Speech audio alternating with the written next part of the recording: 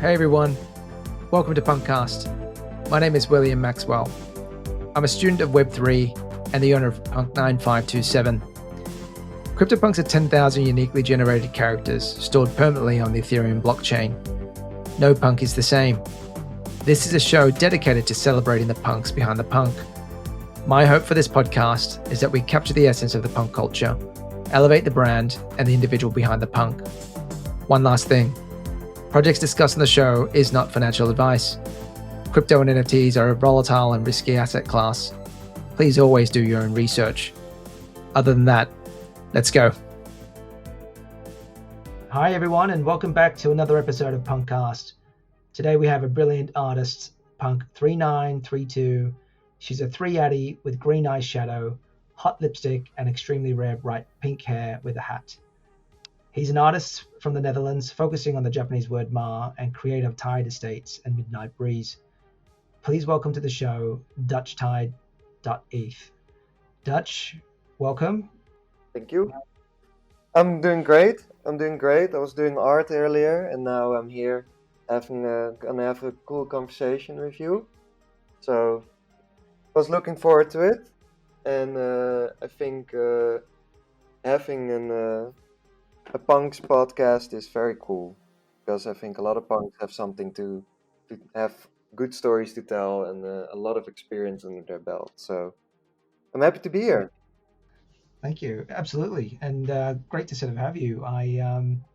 I think we were just having a brief chat at the beginning. I think I remember your work in the early days when Don't Buy Meme coin dropped with Jordan Lyle. Yeah. So you did some pretty cool work there as well. But yeah, it'd be great to sort of unwrap some of that with you. Maybe we could just start really simple and just ask you the question in terms of how did you come across the name Dutchtide? Well, I'm an artist. I've been an artist for a long time now. I think about 8 years. And I used to work in the movie and game industry. But the thing about working in that industry is that you get very little... you're not allowed to execute on your own vision, right? You're always working on somebody else's ideas. So Dutchtide was a way for me to express my own kind of creativity and do work that's not relevant to games or movies at all. So I did that kind of like outside of my day job. So I used to work on an animation series, and then after work I was imagining having a clothing brand or something. Because I was doing these illustrations, these gas station illustrations, that they were cool, but they didn't really serve a purpose. So I was like, well, it could be really fun to have that on a t-shirt or something. So Dutchtide came to be as a clothing brand.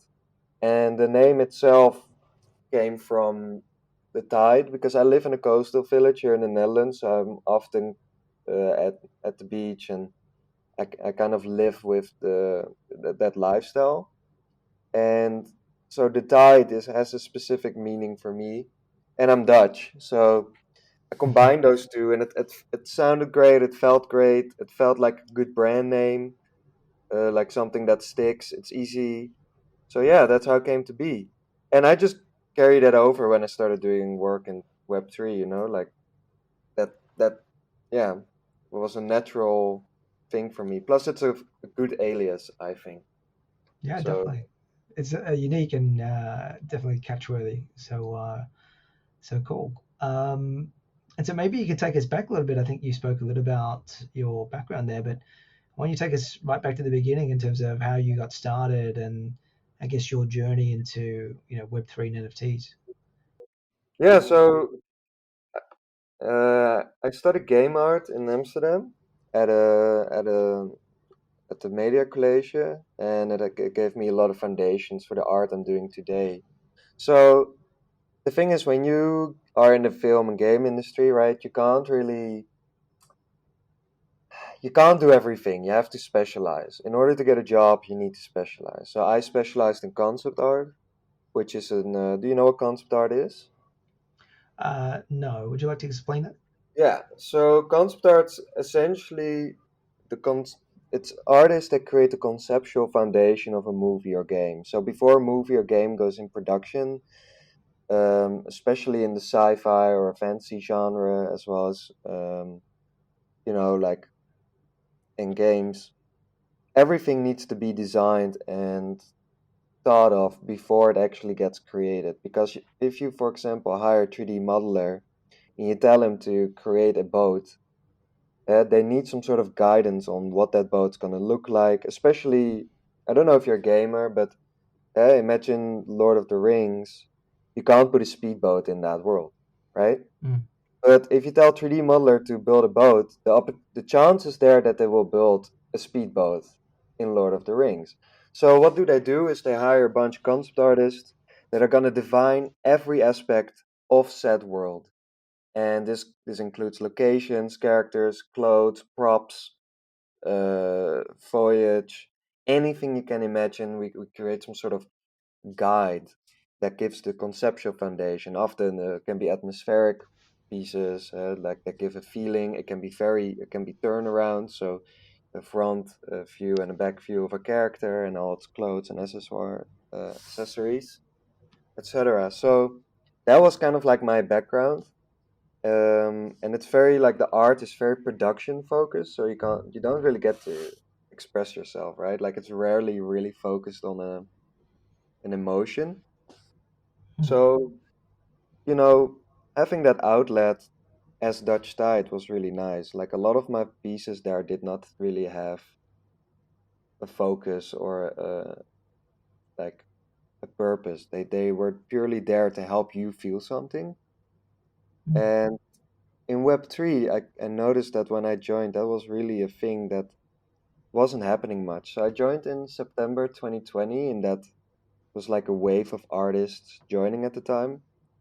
And it was right before Ethereum blew up. So I joined in when Ethereum was like $350, and um, I remember looking at Rarible and OpenSea and just being like, "Man, this art sucks," you know, because at the time, most artists were developers or nerds that were just really early with art, and good on them, but the quality wasn't really there.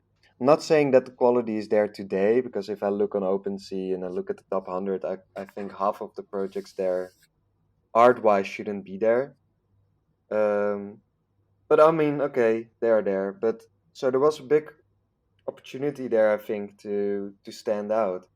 So that's what I did. I posted my art and it got traction. I sold my first pieces for $100 each, to 0.25 ETH at the time. Um, one to my cousin and one to a random stranger, and it was the best feeling in the world, you know? So that's kind of like how I rolled in. I rolled in because of my cousin. He introduced me, and he was like, "Have you heard of this crypto art thing?" And we're like, "What? Crypto art?" And I wasn't into crypto at all, but I was interested in investing. So I had bought a few stocks in the March 2020 crash, from like the COVID crash.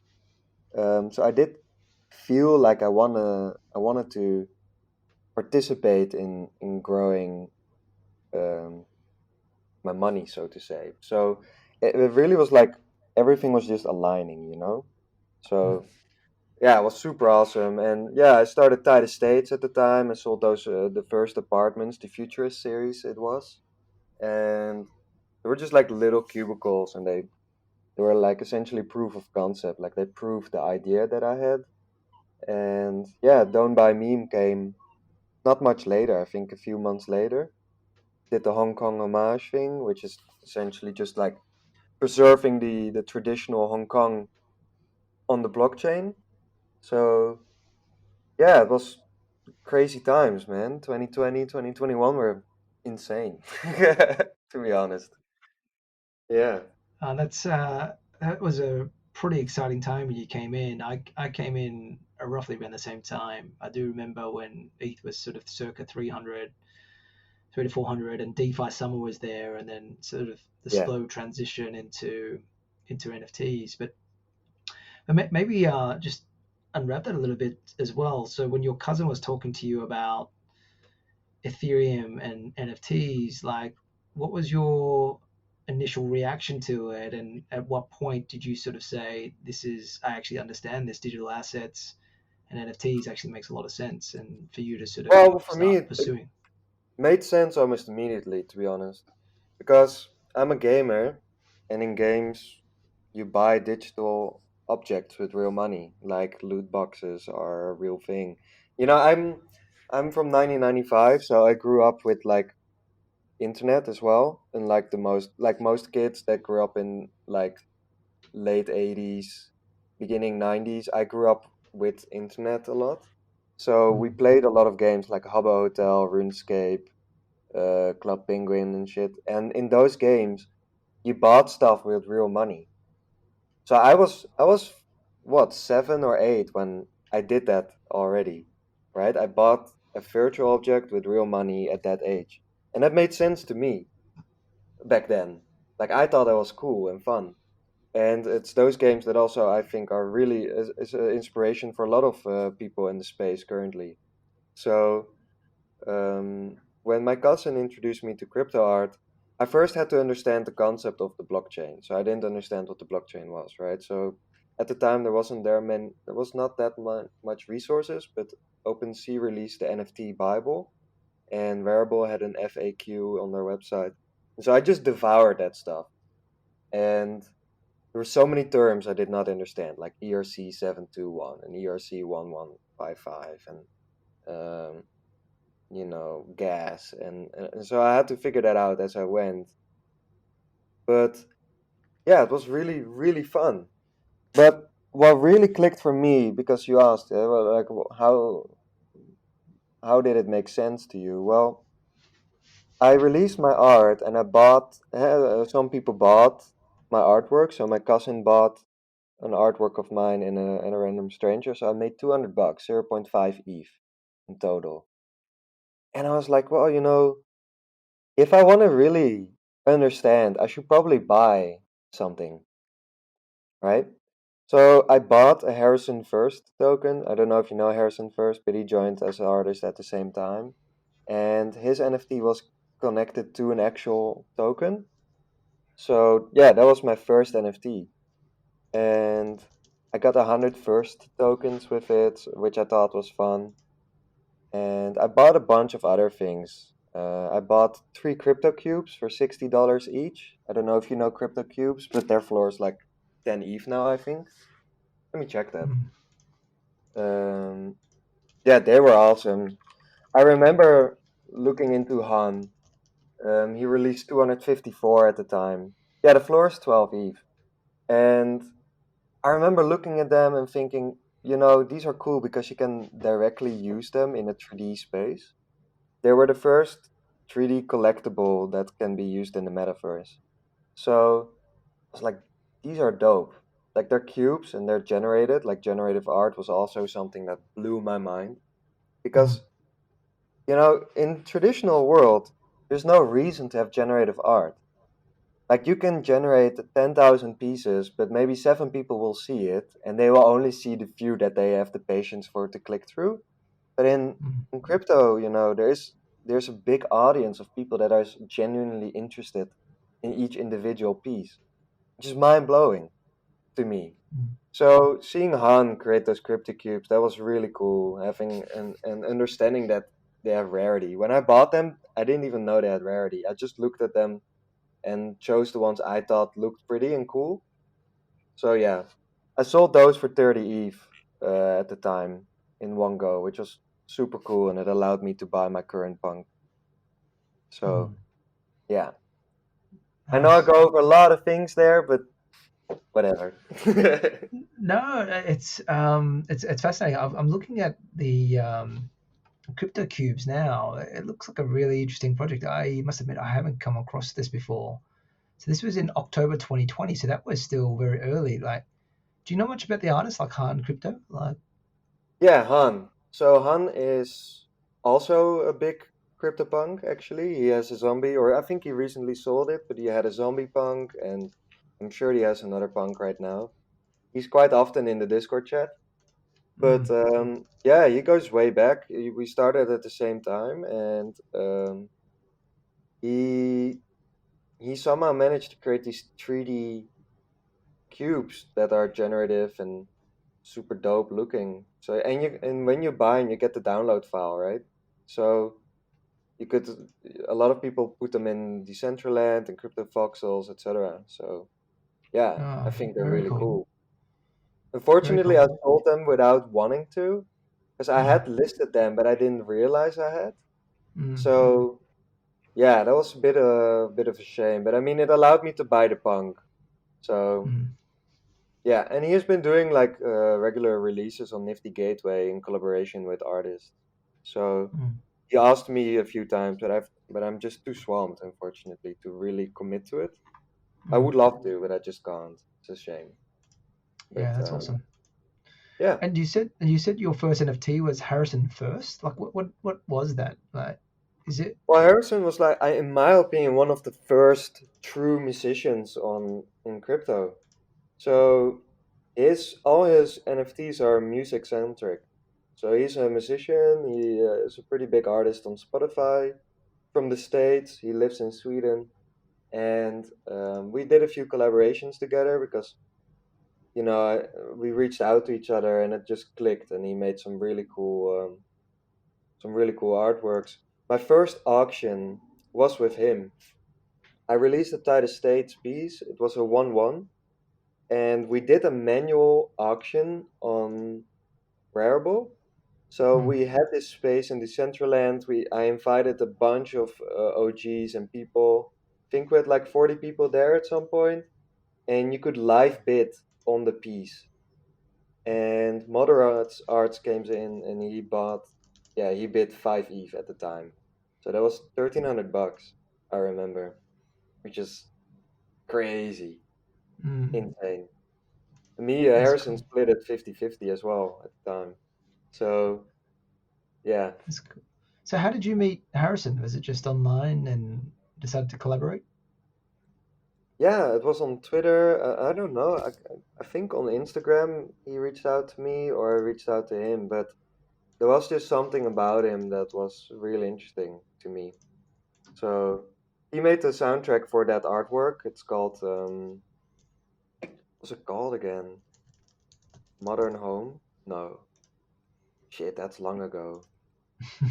It's Harrison okay. First X. Yeah, it's a cool piece. I could look it up for you if you want, but It's it's okay. I'm just browsing through. I'm just curious. I mean, back in 2020, that was still very early, right? And it's just interesting to know that your journey was more, I guess, through experimentation than anything, more from a creative perspective as well as a collective perspective. But more importantly, I think you just wanted to delve in and experiment. And yeah. your mm, The thing is, like as artists, especially an artist like me, it's really easy to create stuff. But for me, the blockchain allowed me to be creative in a completely different version, like a completely different way. So, understanding a smart contract was super interesting because it allowed me to figure out like distribution mechanisms. How do they work? What can you do with that? Royalties, super interesting stuff, right? Burn mechanism, unlockable content. What can you do with this? That was really interesting to me. So I wanted to play around with that, right? So a lot of these United States pieces, I airdropped the people that were at the live auction with Harrison at the time. Like I airdropped them an art piece. Um, I've been building like on an ecosystem for United States in order to like make these NFTs useful. And that counts for all of them, also the Hong Kong homage ones from Don't Buy Me. And but I mean, it's so ambitious. It's a huge project, and I don't think it will be there anytime soon. I need a lot more budget for it, to be honest. But yeah, it's a super crypto is fucking dope, man. no, it is. It's super exciting, and I really love hearing you talk about NFTs as a new canvas and medium and the opportunities to explore it as a new medium for I guess your artistic expression is very, very different from the traditional world, right? It is. I often find traditional artists coming in not spending the time like you did to really understand what is a blockchain and the basic elements of it. And they come in with a very simplistic layer of this is what I've done from a visual perspective in real life, and I just want to mint it on the blockchain.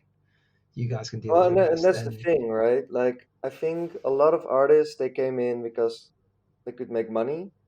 mm, That was obviously a drawing aspect. It was also for me, but at the time, the amount of money you could make was not so much because one ETH was $400, and that mm, for me was a lot back then. Like, mm, I thought that mm, was a lot, but mm, like that somebody was willing to pay $100 for my art blew me away. But mm, um, I think somewhere 2021, we obviously got a huge wave of artists coming in, and I think 90% of them not selling, and the other 10% were artists that came in, took a lot of money, and then left again. mm, Right? That happened. I mean, you must recognize that, but um, that's because these people are not actually interested in what makes an NFT interesting, mm, right? So if you're an artist and you're listening to this, you must ask yourself, why does somebody want to buy my art? Just because it's pretty? Okay, cool. Now you're competing with basically all other artists on the blockchain because they all make cool, pretty stuff according to them, right? That's not why somebody buys your stuff. That's one of the reasons they buy your stuff, right? The aesthetic is one reason, but aesthetic is something we hold really dearly and it matters, but it matters in the real world because when you buy a painting, the idea is that you hang it on your wall. And what you hang on your wall in your home, you want to be pretty, right? You want it to feel good, you want it to match your style, etc. But in NFTs, that's one of the reasons because the art doesn't stop the moment it's bought, right? You're if, actually the art and the journey starts the moment you buy in, right? If you were to buy one of my pieces, you know for a fact that there is a lot of stuff coming, more often referred as roadmaps. mm, And this is something that I think is super dope about NFTs because you fund the artist to continue creating, but at the same time you buy into a story and a journey that you're now participating in, which is something that you don't see in the traditional art world. When you buy a painting, you probably buy it from a vendor or an art gallery, so you don't even get in touch with the actual artist, and then you hang it on your wall, and that's it. That's where it stops. mm, And maybe in 50 years you sell it again for a profit, but that's not why you bought it, of course. But that's it. In NFTs, it's the opposite way, right? You buy the art, now you're gonna figure out what the fuck you can do with it, what's gonna happen. You know, maybe you've done a bit of pre-research so you know who the artist is and what their ideas are. But I think it's really exciting to buy a new piece of art and explore the community and explore the possibilities and it's often the questions we have. What's the utility? What can I do with it? That's one of the questions you hear a lot from new members. So I think that's really cool about NFTs, right? You and then a lot of artists don't understand that. They don't understand that your art is only the start, you know. And absolutely. I try to. I personally I think I do understand that. So for me, it's all about creating an experience and a journey that you're on with me. You know. Absolutely. Yeah. I live stream my art every day in my Discord, so I people can do. literally Okay. see what the next iteration of the artwork is gonna be like. Amazing. And I drop alpha to the people that are there. Like some of them are piecing together what's gonna happen before I've announced anything. You know. And it allows them to position themselves well, but it also allows them to align themselves. Like, is this something I want to be part of? Yeah, probably, because I see how much effort is we're going in this. I think this is a really dope project. I can see the artist is here every single day, right? So they want to be part of it, you Mm, know? And to see a project unfold in front of your eyes, I think that's one aspect that's very crypto, I think. So, um, for me, it's really important that my collectors and the people that are interested in me can see that you're on a journey with me. You're not separate, but you're with me, you know?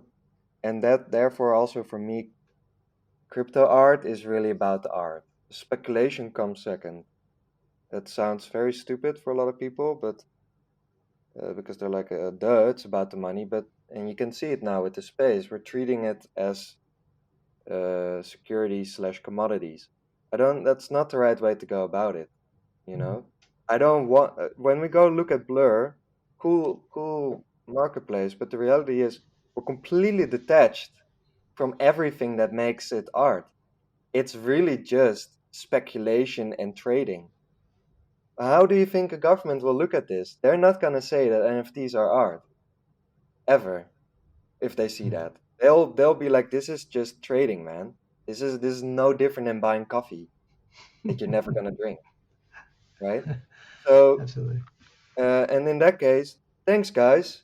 Instead of spending the money on the next project and in therefore adding value to the project, I'm spending it on tax. Thanks. It's going to the government now. They get 21% plus another 150K at the end of the year because we can't prove to them that it's art, you know? So, yeah, obviously you can hear a bit of resentment there. Yeah, the whole royalty debate is getting a bit to me, to be honest, because I can understand you don't want to pay royalties. I also don't like it. When I sold my Beeple for 89 ETH, I spent like 9 ETH of that went to Beeple, right? And another few ETH to Wearable. That sucked. But at the same time, I got uh, so much back for it, that whole price went up because of Beeple in the first place. I bought it for $1,000 and I never ever thought I could sell it for $130,000 ever. It was not in my thought when I bought it. But it went up because people had been, he worked hard and he made sure that he got that momentum. Yeah, and I used that, and that is because of him. So it's only fair to pay him his share for adding that value, right? People are like, yeah, but why did I buy the NFT then in the first place? Well, dude, you bought the art piece. You paid $1,000 for the art piece, right? That's your exchange. The artist made art, and you pay him $1,000. In return, you get that art. That's how the transaction works. And afterwards, everything the artist does afterwards, that's what adds value to the NFT.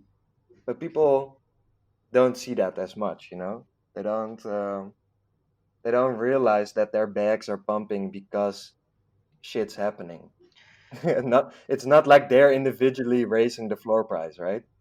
Yeah, no, absolutely. And I think, when this is the real challenge in everything that we're designing is that you're testing, I guess, a sense of morality. People are generally opportunistic, and if they can do something to optimize it for themselves without anybody looking, they probably will. Yeah, I mean they do it in But games too. It's a very common thing. Like people, like gamers will optimize the game so much that they take the fun out of it. mm, It's a human behavior, mm, and but that's why it's my job as an artist to remind you that you shouldn't do that. mm, Because I can see the consequences. Yeah, people will say the people that have optimized their game, they're like, yeah, I enjoyed it in the beginning, but towards the end, not so much. And then you ask, so what were you doing? Were you playing the game? And they're like, yeah, I did this and did that, and now I couldn't do anything anymore. And it's like, mm, yeah, because you played the game in a way we didn't intend you to play, and now it's not fun anymore, mm. right? Because you're like, that's also why people who cheat in games, it's really fun the first 5 minutes, but if you're overpowered, then the game is not fun anymore. I don't know if you've ever experienced that, but like, Yeah, absolutely, absolutely. But I think this is the thing about crypto, right? I think in some ways we just need to find a way to rely on code to do its thing and not rely on people and an honesty system. So hopefully there's a solution, a technical solution where we're relying on code and not people to enforce I guess these royalties and these rights. And I think going back to your point as well, I think it makes sense because how do you economically incentivize and align interest between the artist and the collector? You Yeah, I pay mean, your unless royalties. unless the collector is gonna make a version 2 of my project, I'm more than happy to let royalties fall. If you're gonna do it, great. But it's not gonna be valuable because it's not me who did it. That's the thing. The whole reason the NFT is worth something is because I did it and I Mm, positioned myself in such a way that somebody else could see the value in me. And they paid for it. And that transaction, that's the value, right? But if you take absolutely. that all away and you put it just on you just look at numbers, you take essentially the reason why something is valuable away, right? So coffee is not valuable because it has a $7 price tag. Mm, That's just not the reason. It's valuable because people want a cup of coffee in the morning, absolutely. right? But let's That say we just stopped all drinking coffee, and we just focused on the price could go up crazy high, but it doesn't matter because it's all inflated. It's just a bubble because there's no actual value underlying it, right? mm, Uh, we see this time and time again with NFTs that pump to the moon and then get rocked and it just crashes. Why does it crash after it get rocked? because there's nothing It's there, right? yeah, because nobody's there to provide the inherent value, Yeah. right? And now we're all saying, yeah, but the royalties they shouldn't go to those people. No, I agree, but you shouldn't have bought that NFT in the first place. It's like, why do you Absolutely. buy a Rockpool project? You know, because you want to make gains. And if you then get wrecked, that's on you. That's not on artists. You know. Absolutely. And then if you do make gains, good on you, man. But that's not because of you. You just jump out on time, or you just don't want to be part of it anymore. That's fine. I do think, however, Max, that there should be different ways of doing royalties, right? I think there's so much space there to innovate and to do things differently, like tiered royalties. For example, the 0% tier, the 5% tier, the 10% tier. If you have a 10% tier, you get everything, right? You get the full on experience. If you have the 5% tier, you get some of it. And if you have the 0% tier, then you're just a grifter, a trader. Why would I have to die for you, you know?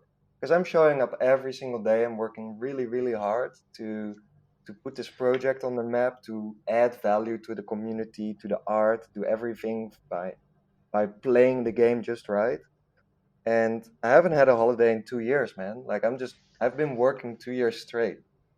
Crazy. Why would I have to die for Grifter, you know? Like, and Absolutely. that's not, I'm not saying I'm actually dying, but I do have physical issues because I'm just behind the PC all day working my ass off. And like, I Yeah. love doing my work, don't get me wrong. I really, really love this. And I think the opportunities are a huge privilege.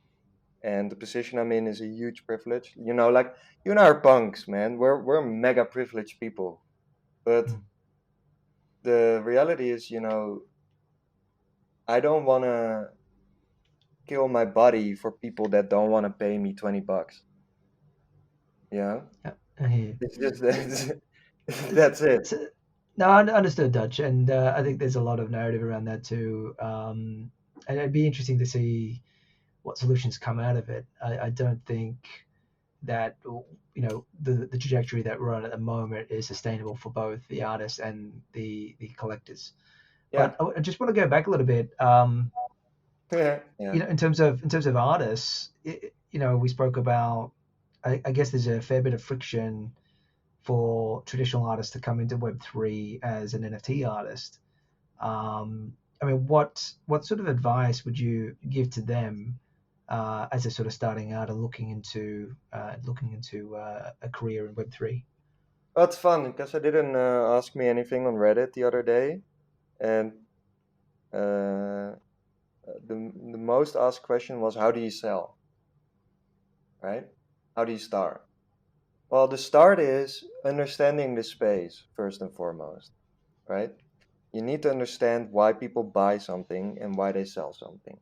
You need to understand demand versus supply. And this is really hard for a lot of artists because most of them just want to make art, which I respect because it's really fun and it's what we're good at. We're not so good at analyzing markets and target groups. But if you want to be in NFT space, you need to be an entrepreneur. That's the thing. And when you're an entrepreneur, you just wear many different hats. So I suggest to anybody joining this space, find a community that you align with. And where do you find this community? Often around an NFT. This is really cool, you know. If you like anime, join the Azuki Discord, right? Go be there. Be around those people. You know, they're like-minded. You know, get to know them, get to know what they find interesting. What is their drivers? Who are they? And or if you like, something else, join the Bored Apes, join the Punks, join. You don't even have to own the NFT, obviously, but it would be big, great help to own the NFT because it shows that you're there for real and not just to shit on them or to make money of them. And that's my suggestion: be genuine. Yeah, be really genuine in who you are. Don't lie. Don't try to think this is a quick money kind of thing. Like I just said, I've been doing this for 2 years straight, every single day. It's not quick money. At least it was during the bull, but it's Yeah. not anymore. Yeah. So I just think if you're really genuine, if you're really genuine in a community, that community will want to support you because they can Absolutely. see, like you.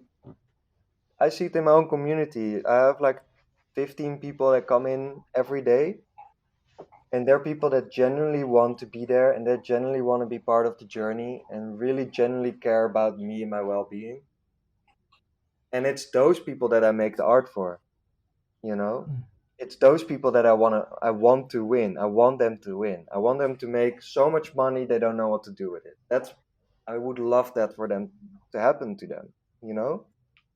Um, That's cool. so I know I came in a time that it was a bit easier to stand out because you're early. But if you were to do it now, I think make use of those communities that are there. Because when I joined, only punks were there. Punks are the only real community, you Mm. know? So, yeah. No, that's cool. I guess I guess the key message here is that you have to just do the work, and I sort of feel a lot of artists that are coming in, they're expecting a lot of the hard work to be taken away. Yeah, I Somebody mean, somebody take care of my Discord, somebody take care of my smart contracts. I don't know which blockchain to do it on. You guys figure that out. I'll do the artwork. yeah. But I think what you're sort of saying is you just need to do the work and experiment and go along for the journey, which is really And cool. have fun. I think it's Absolutely, important to have absolutely, fun. absolutely. Because So the space is super fun, but you need to understand why, I think. You absolutely, know, I don't have to tell you that it's super fun. I know you think it's fun. That's why you're here. you know. absolutely. So It's yeah, so yeah, so Dutch. Tell me a little bit about, I guess, your projects, Tighter States and Midnight Breeze, and I guess what's the meaning behind the Japanese word ma? yeah. Good questions. Ma stands for space, Japanese term for space or space in between space. So, for example, the sound of silence, right? That kind of idea. That's what ma represents. And I learned that concept from Hayao Miyazaki, the creator of Studio Ghibli, and it just resonated with me. Like a lot of my work is exactly that. It's focused on most of the time the work focuses on a world without human beings, but you can still feel the presence of the human beings there. So you will never ever see a real human in my art. Like it will maybe be something that is a humanoid or looks like it, but it's not human. And in turn, everything else around it is human-made, generally. So when you look, for example, at United States, these are homes and places that are, lived in and worn down, and it tells a story of the humans that like you as a viewer just missed, you know. Mm. And the Midnight Breeze is the same. It's a story that I'm trying to tell about the lonely road, and it's about you connecting to yourself. Yeah, it sounds super cliche, but when you look at my art, because there is no humans, you have nobody to reflect to. Mm. So generally, when we have, for example, landscape or scenery, and there's a human character in there, we resonate with that person. We will feel like them. That's what we do in movies. It's what we do in images as well. But if there's no human there, it's really interesting. But you start reflecting on yourself. You start putting yourself in there without fully being able to be in there, aka ma. You're there, Mm. but you're not there. Mm. And in turn, it allows you to actually experience the emotion that I put in there, which is most of the time I try to make you feel nostalgia, because I think it's a really interesting feeling. Mm. And yeah, that's what my art's all about, all of it. It's So I've just got them open now.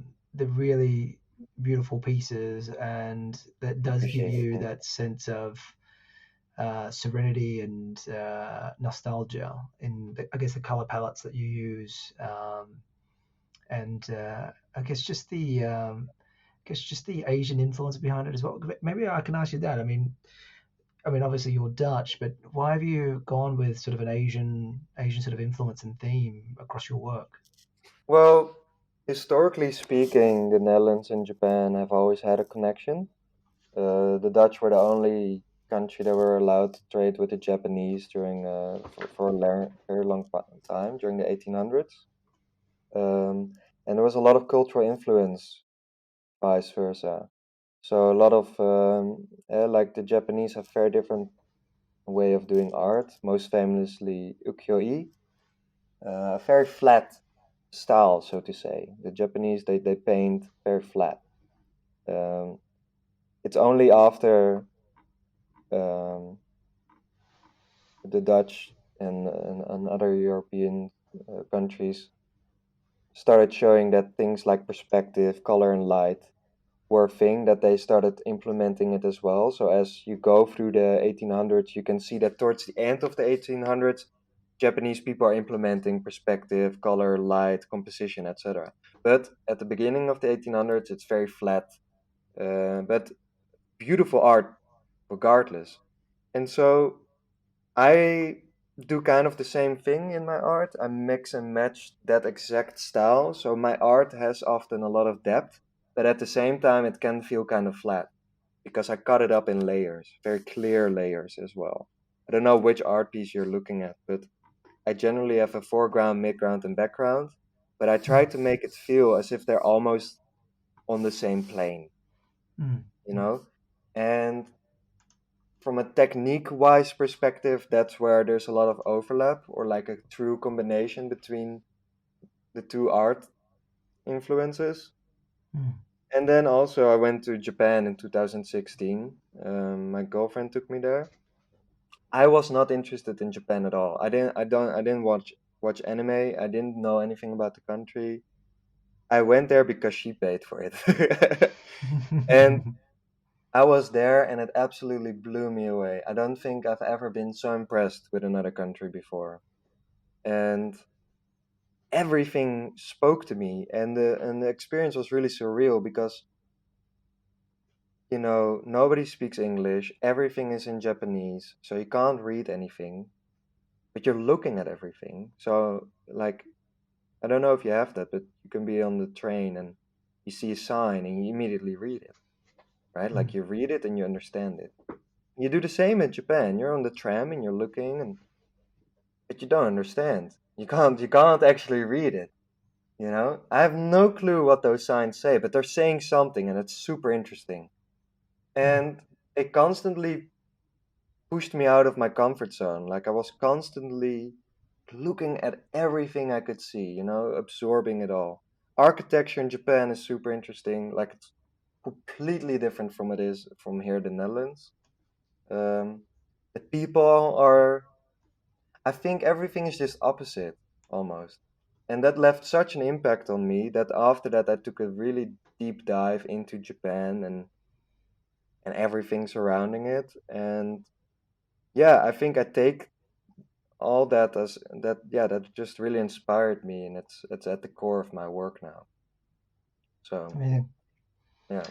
And I'm just looking at MidnightBreeze. I mean, these are PFBs, right? So profile banners.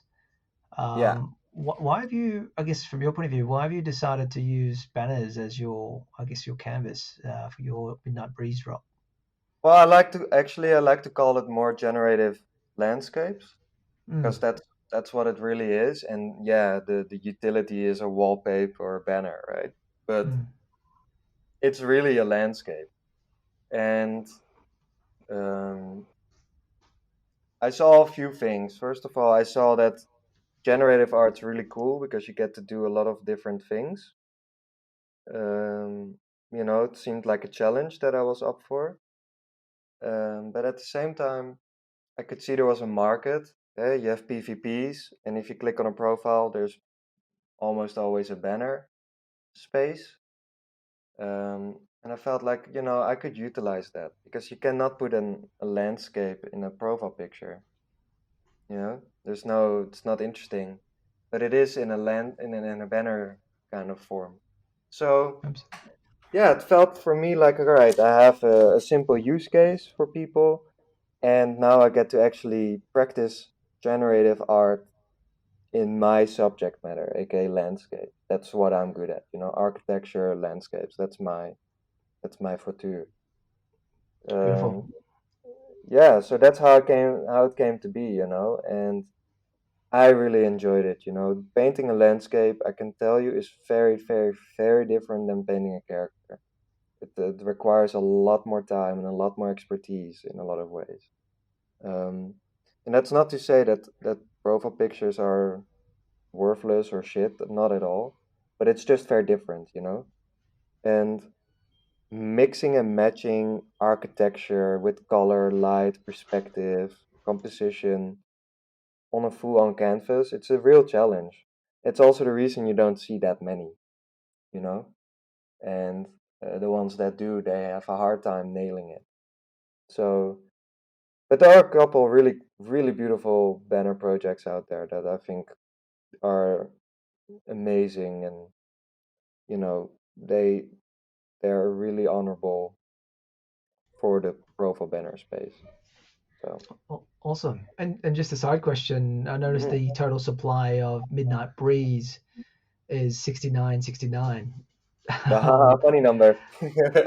Is that just for the culture or uh, the, I mean, when I was building this, I had zero guarantee I would sell out, right? So I worked 5 months straight on Midnight Breeze version 1, and every step of the way I felt like I was not gonna sell out. I obviously dreamed about it, but it was not something that was guaranteed. So finding the sweet spot in a collection is really important, I think.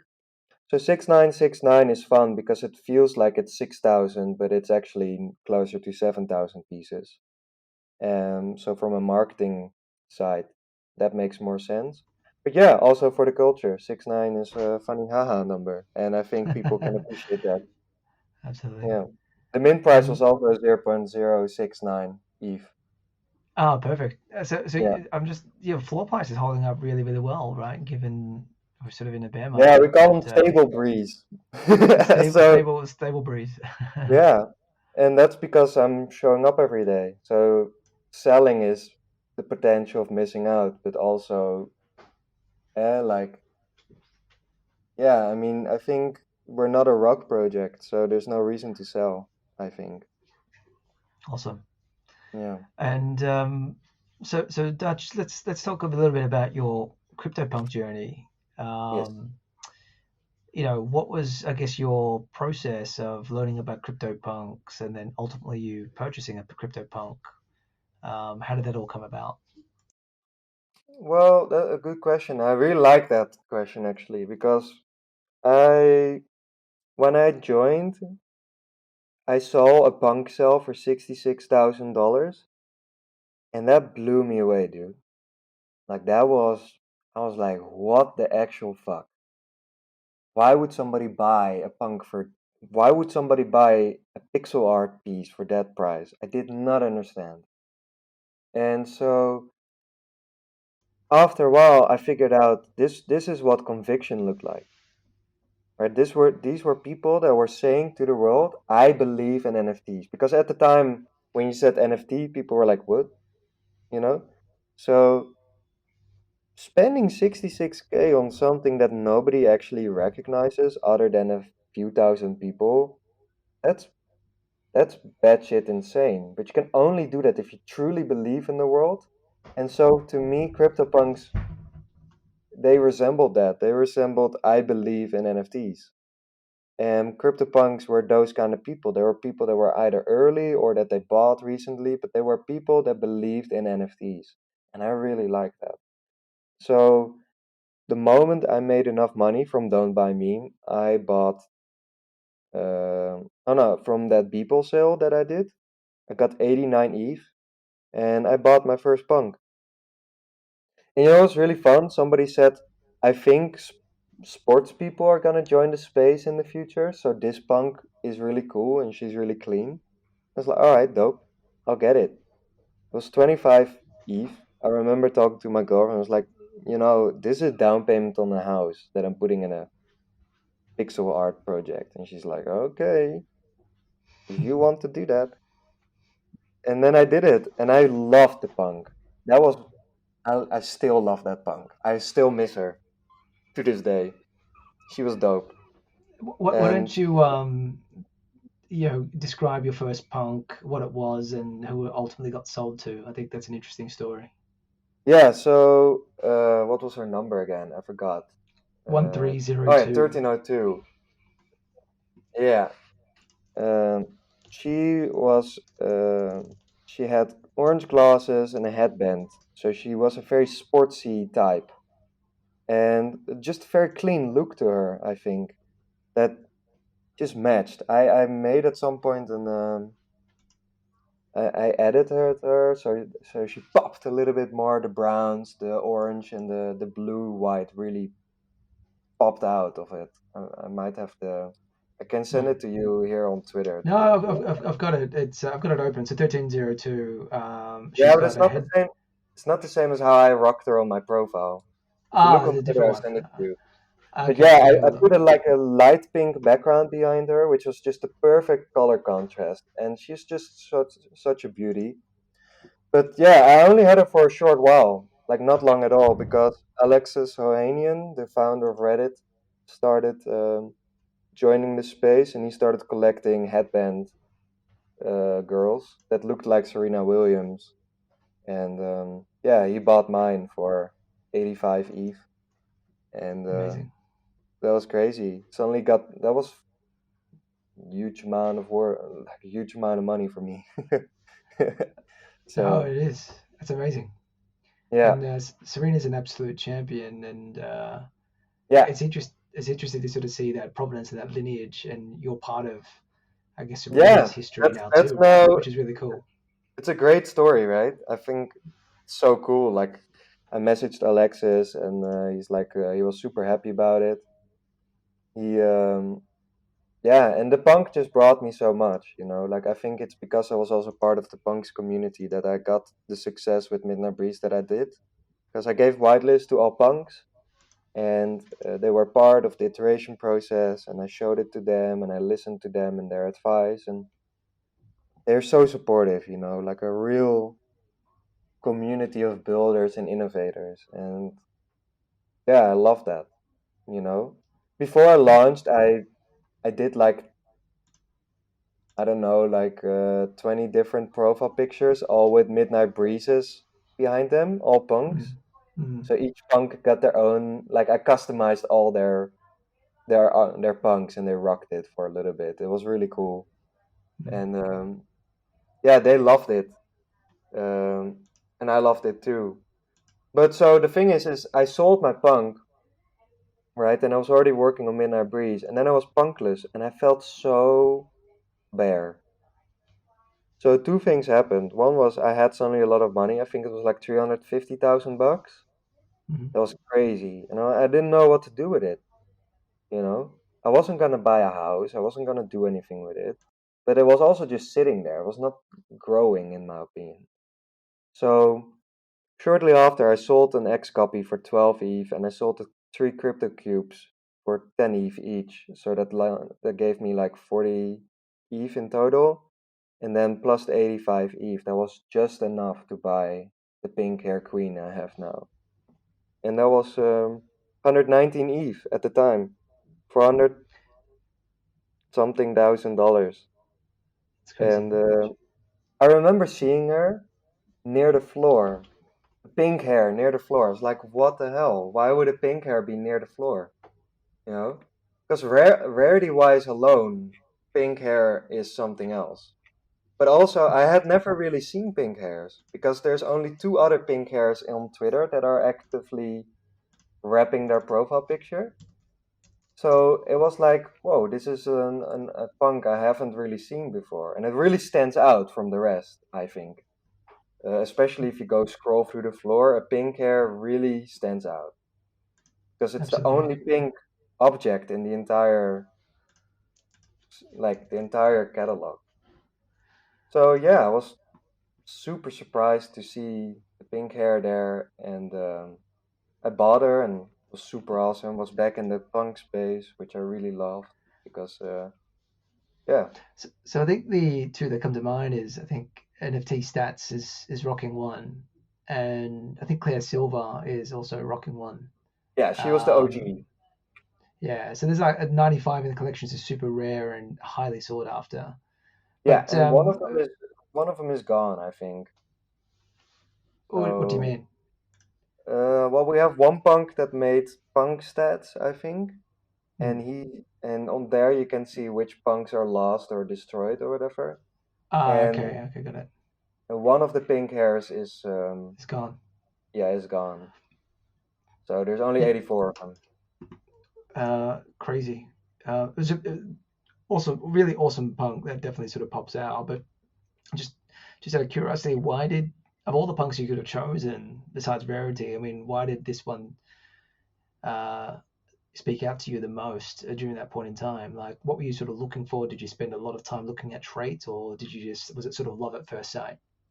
Well, I think my first punk was Love at First Sight. This punk was also very rarity focused. So the pink hair is a top 1,000 rarity. So I think Mm, it's like spot 715 or 815, somewhere in the 800, 900 range.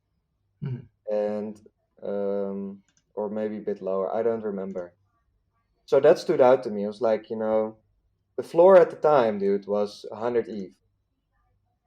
So that was maybe like she was maybe on the fourth row.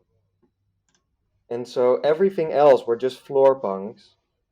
And then suddenly you had this pink hair that is a top 1,000 punk. And there's only 95 of those. mm. I was like, you know what? If Cardi B ever joins the punk space, it would be a pink hair queen, probably. Absolutely. Or Nicki Minaj. Like Mm, if those two were to join, this is the one they would buy.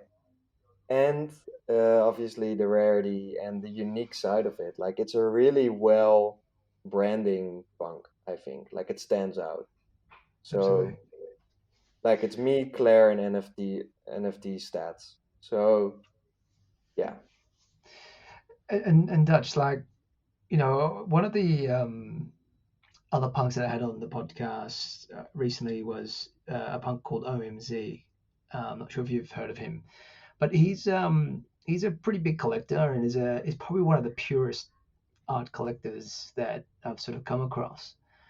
But one thing that he sort of said to me about the CryptoPunk collection, which makes it really unique and special, and I guess props up, I guess the punks as a collection, was the fact that really well. known artists also have and collect punks. And I was just curious from you, from your perspective as an artist, you're also rocking a CryptoPunk. Like, what does it represent, and what does it mean for you? Well, I think, like I said earlier, for me, CryptoPunks really resemble conviction in NFTs. So that whole thing between apes and punks, I thought it was ridiculous because it's like we're looking for, you know, we want to be acknowledged by the art world and the world at large as art, as, NFTs are a real thing. And punks for me were the biggest sign to show that because to every other person they're just pixels, and every other person will say, "Oh, I could also make that." Yeah, you could, but you didn't, you know? And not Mm, only that, yeah, you can right click save it, but you can't sell it. You can't join the community. You're not part of this story, right? You're not part of the blockchain in that regard. And so punks for me were really about that. And also, of mm, course, they're innovative. Like punks are people that look a little bit further than the hype, I think. They're people with a long-term horizon. I know personal couple punks that claimed their punks. Stray Bits. Shout out to Stray Bits, one of my favorite punk influencers. He claimed the alien, he claimed the apes, he claimed a bunch of those things, a bunch of those punks back in 2017. He only mm, recently sold them. mm. Like he sold his ape last year, like a couple, like not even 5 months ago, I think, for a few million bucks. He held all that time. Mm. You know, that's conviction. I don't know how else you can describe a punk, but it is conviction. That's what this group is about. You know. Absolutely. And in the Perfect. meantime, they're building dope shit. Totally. So, And if you were to look across, I guess the Twitter sphere and I guess the punk personalities out there, hmm. do you have a favorite punk that comes to mind? Like just an actual punk or As like in terms of a punk person. personality, like Yeah, Stray Bits. Stray Bits is up there, 100%. I think it's a really genuine human being that you know did a lot for the space and is just there. And yeah, I don't know. I just have a good connection with that guy. He's just a good punk. And of course, I think a lot of the punks in the Discord are really interesting. Like Cry, the well, he's not the zombie punk anymore, but I think he's a super interesting figure. And of course, yeah, we also have a mm, Dutch punk group where only Dutch people are. Come Dutch punks. They're also all great guys, really clever. Mullet is one, and I think the punk you interviewed a few weeks ago, 36390, Gilles. yeah, He's uh he's a Gilles. great punk. Yeah, So yeah. yeah, absolutely. Awesome. And if you were to describe punk culture in a few words, how would you describe that? Well, they're very fuck you government. So the word punk is being done justice. Um, I think these are. I don't know if you feel it, but like all of us are like we want it to be just. We want things to be fair, and we're not afraid to fight for it. Mm, So, like I said, conviction, intelligent. Um, it's also cool. They're all from all age groups, which is really interesting. Um, like I'm 27, but I also know there's a couple really like a lot older punks out there, and also a few younger ones even. Um, so yeah, I don't know how to describe them, but I no, think if you it's good. want the most innovative place to be in Web3, you should be part of the punks. Mm, And it's also good. just pure alpha a lot of the time. And they're not necessarily yes sayers, you know. Like if you go into a specific group, they will always say yes, yes, yes. But punks have the ability to critically think. You know, when we had that whole shit with Larva Labs, it was punks that were fudding their own bags, you know, because they're that upset with how Larva Labs was handling things. Like it was them just bringing down the floor themselves. It was like fuck you, Larva Labs, fuck you and all your bullshit. And yeah, I don't know which other group does that, but like punks are just brutally honest, I think. Yeah, And I like that. As a Dutch person, I can appreciate that, you know? So, yeah, yeah. beautiful. And if you could pass on a message to the owner of your punk, the next owner of your punk, what would you like to say to them? Yeah, good question. Um, I don't know if there ever will be a next owner of my punk, but if there is a person, they have good taste. You have good taste. So, you know, I Enjoy. think what I don't like about punks is that the brown skinned punks are often on the floor. Mm, Whereas I think they're so like the colors really pop with them. Like mm, with brown skin punks, you have a lot of, you know, like I don't know, they have something around them. Both of my punks have been brown skinned, and I think they deserve so much more credit than they get because of the colors and yeah, I think it's just a bit that's a bit stupid. So the next person who's getting my punk, you got taste. 'Cause you know what it's you know how what it's about. So that's what I want to say. beautiful. Yeah, man. Dutch Tide, this is super fun. I mean, I could talk for hours more with you on the things that you're sort of Yeah, working on and various sort of and we have topics, but been almost. we have been. But man, like I really love your work, and I really love, I guess, your authentic voice that you're bringing to the space. And Appreciate it, I man. guess I'm really proud to have you as a punk representing our community. So you know, for me personally, I wish you all the best on I guess your future projects, and yeah, I'm happy to sort of support you as best as I can. And that's vice Um, versa. Eh? I'm really happy that we have a punk podcast to yeah, thank you. you know, where you give one of us a voice and the opportunity to just share what we think. I think that's really cool. So thank you for having me. I'm Yeah, sorry I appreciate rambled it. so much. No, no, it was interesting. It was fun.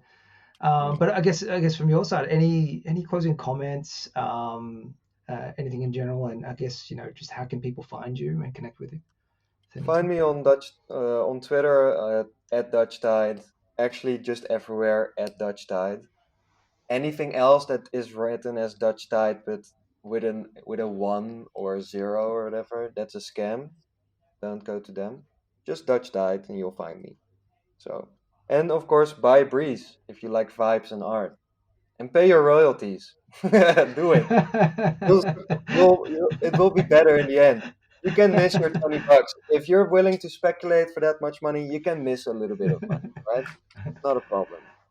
So cool. Amazing. Closing comments. Pay your royalties, everybody. You've heard it here first. Yeah.